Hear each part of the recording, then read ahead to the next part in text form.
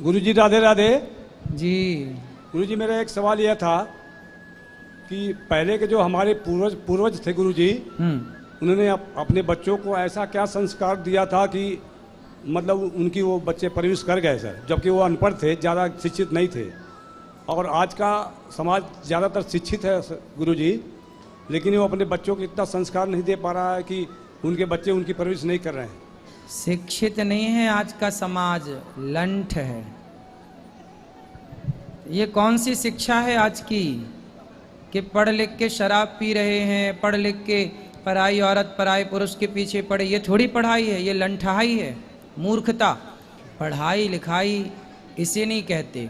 आप पढ़ाई लिखाई उसे मानो यदि आप चरित्रवान हैं तो आप पढ़े लिखे हैं, शिक्षित हैं। यदि आप चरित्रहीन हैं तो आप गंवार हैं, गंवार। कोई पढ़ाई मतलब डिग्रियों को खाएंगे हम क्या? तुम्हारा बेटा ही तुम्हारी चरित्रहीनता से खुश ना होगा, तुम्हारी पत्नी ही तुम्हारी चरित्रहीनता से खुश ना होगी। तो रावण जैसा पंडित पढ़ा लिखा वो पराई औरतों को चुराता रहा, तो उसे लोग कहते हैं बड़ा विद्वान था। लेकिन ऐसा विद्वान किस काम का कि जो विद्वान अपनी पूरी लंका वासियों का नाश कर दे। उसने पतन किया, उत्थान तो कुछ किया नहीं। इसलिए शिक्षा उसी नहीं कहते कि आप शिक्षा कहें कि जी हमारे पास बड़ी डिग्रियां हैं, आपने कोट पहना, टाई पहनी, जी हम बड़े पढ़े लिखे हैं, हमको बहुत सारी भाषाएं आती हैं। भाई ऐसा है, पढ़ा लिखा किसे कहते हैं? विद्या क्या देती है? विद्या ददाति विनयम। विद्या क्या देती है? विनय।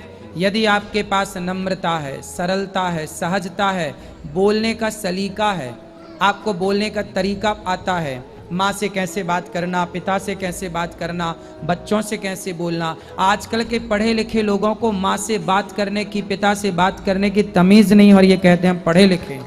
खाक पढ़े लिखे हो तुम? चार शब्द रट लेना कोई पढ़ा लिखा नहीं होता।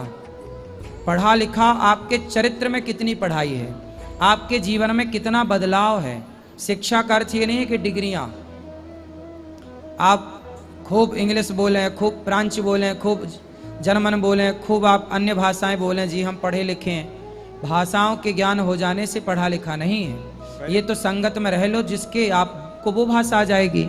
मैं यदि 1 साल रह लूँ इंग्लिश बोलने वालों के साथ तो मैं इंग्लिश का ज्ञाता हो सकता हूँ, इंग्लिश का ज्ञान हो जाएगा।